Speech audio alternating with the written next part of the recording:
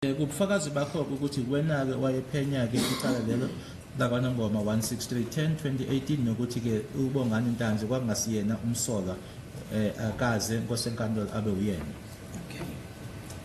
From your knowledge, whether from the docket that is in front of you or whether from the system that we are able to check the history of the docket, have you seen any information or any entry saying that this case was requested by the cold case unit in Pretoria to investigate it? There is no such on the system. All what I know that they did arrive at Nongoma with the intention to get the docket. All to find that the docket was with us and it was a court going. That's why they called me to assist with the copies. I said the docket is with the prosecutor. I'm going to assist you by giving the number of the prosecutor. Talk to him and arrange how to get the copies. That was the end of the story by that time. Ingabe ke ukwazi lakho ke noma ke ku system noma ke ku dokodo leli ke onalo phambi kwakho ukuthi ke ithimba ke lase Pretoria le cold case leza ke lizofuna ke noma ke lizo qala lona ke idokodo leli lalo lecala leli engikwaziyo mina ukuthi ke kunesikhathi ke la abafika khona ke noma abaya khona kwaNongoma ilapho ke ngathola khona ke ucingo becela amakhophi ke ngase ngisho ke ukuthi ke icala leli lase liphambi kwenkantolo nokuthi ke idokodo likumshushisi engakwenza ukuthi ngibanikeze ke inamba yakhe umshushisi kwagcina lapho ke angazile ukuthi kwenzekani. What I can highlight, my lord, as far as I'm concerned, they did not do the homework, because if they did their homework, the system will go to show this docket of Nongoma is no longer H1 Nongoma. Is with Lieutenant Colonel Kumar, who is at KKGT. So they drove all the way to Nongoma to find that the docket is not there. But if they check it before they left Pretoria, it was going to be easy for them to communicate with before even they drove down to KwaZulu, unless if they were doing work in the side, I do understand. Okusho ke ukuthi abazange bawenzeke umsebenzi wabo ke ngoba ke uma kuukuthi ngaphambi kokuthi ke basuke ke ePitoli babebhekile ke eqala isystem yayizobatshela ukuthi ke idokodo leli ke manje selikena ke uLieutenant Colonel Khumalo osebenza ngaphansi kwayo ke iPKTT babengeke ke basuke lana bahambe baye kwaNongoma ke ngoba yayizobatshela ke ngaphandleni kokuthi ke babe nomsebenzi ababewenza ngale. Okay, thank you, Lieutenant. When they called you regarding the Nongoma case 163/10 of 2018, the name of the suspect was not Mr. Bongani Ntanzi at the time when they called you. That is correct. This was not Bongani. Ngesikhathi ababexhumana nawe ngaso umsola noma igama lomsola kwangasiyena uBongani Ntanzi, yebo kuyiqiniso lokho. And when the same docket was taken to the state advocate, Mr. Gaba, the name of the suspect was not Mr. Bongani Ntanzi. It was not. It was Mr. Ptilis. Nangesikhathi ke dokodo leselindluliselwa kena komshushisi umnumzana uCaba igama lomsola kwakungasiyena uBongani Ntanzi, yebo kuyiqiniso lokho kwakumnumzana uButhelezi. Is it also correct that you eventually received the docket back from Mr. Gaba? That is correct. I received it back from Mr. Gaba.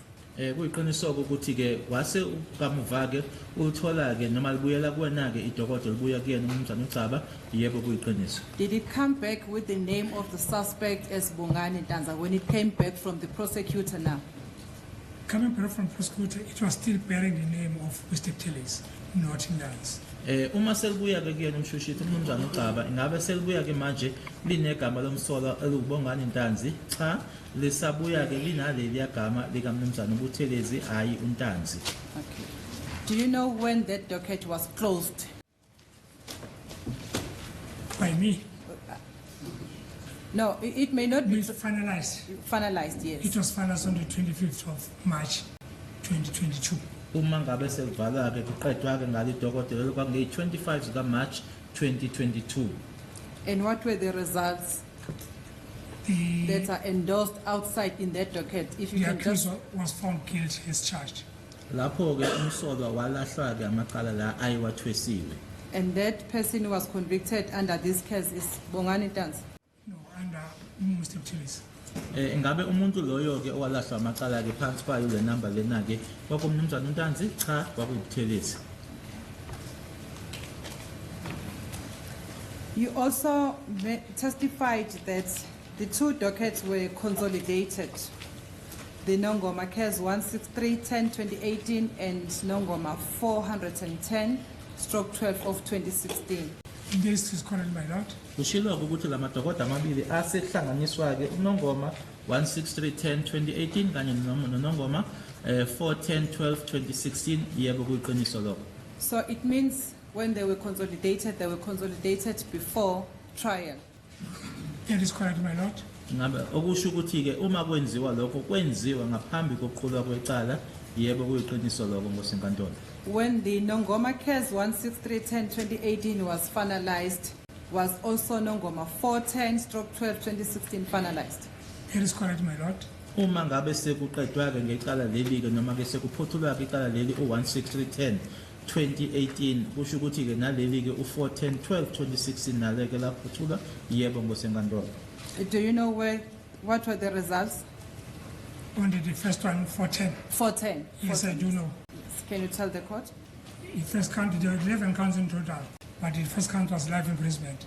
Ngiyazi ke dankuleli ke u410 ukuthi ke imiphumela ke yathini amaqala ke lapho ke ayithesa wona ke awu11 kodwa ke loqala ke lona kwaba ke udili kajele. And the person who was convicted there, was it Bongani Ntanzi?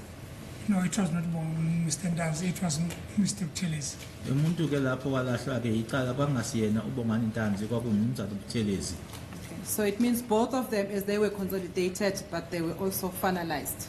That is correct, my lord. Ngabe ke kusho ukuthi omabili ke nanjengoba ngaba ahlanganiswa ke kodwa ke kwagcina aqedwa ke omabili yebo ngosenkantolo.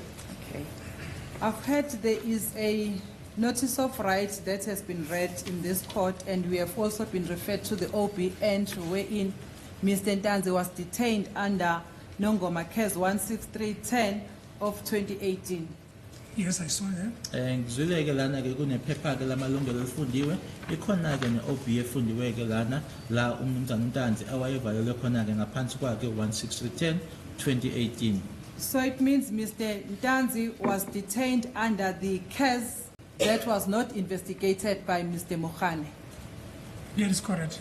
Okusho oh sorry. It was investigated by me, 163/10. I was the investigating officer.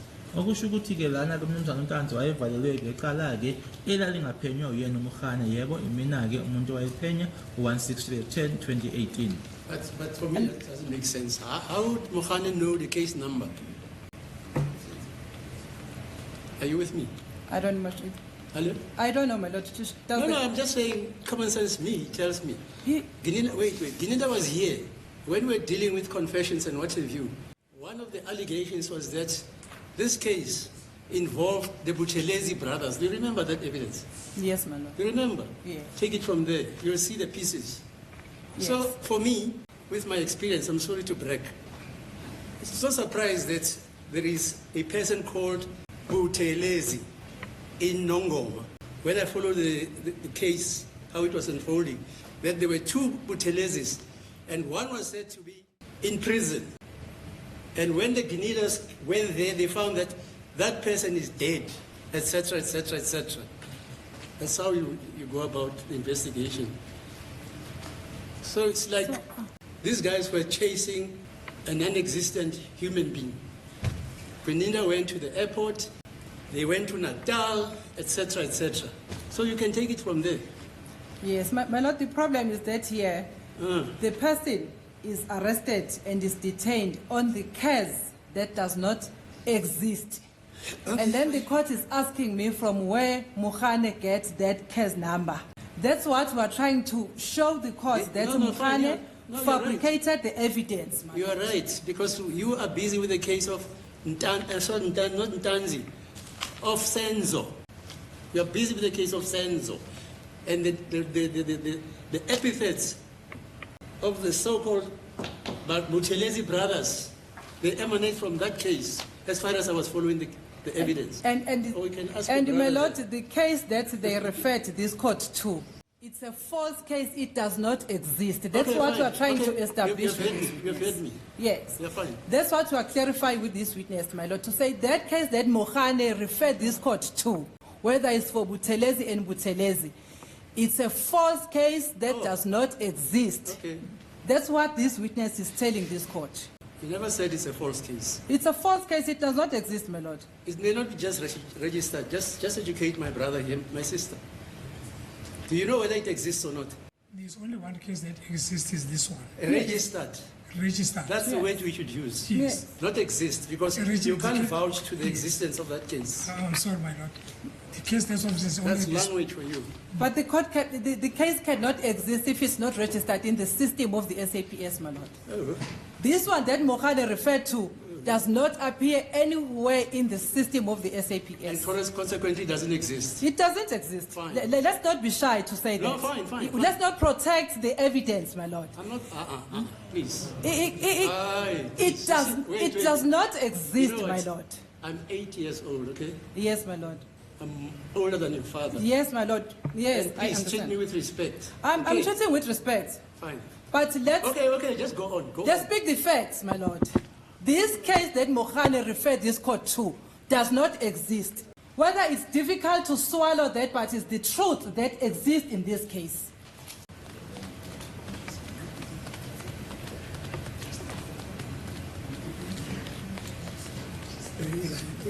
Can I ask for the adjournment, my lord? I cannot proceed under these circumstances.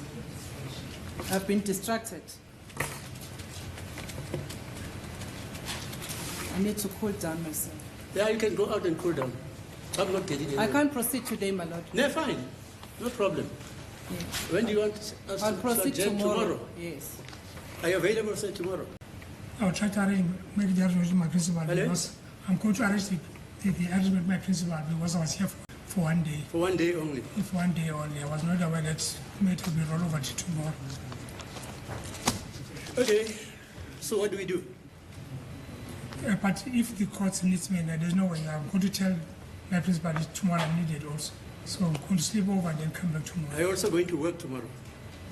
I'm supposed to go to work, my lord. Okay, let's adjourn until tomorrow.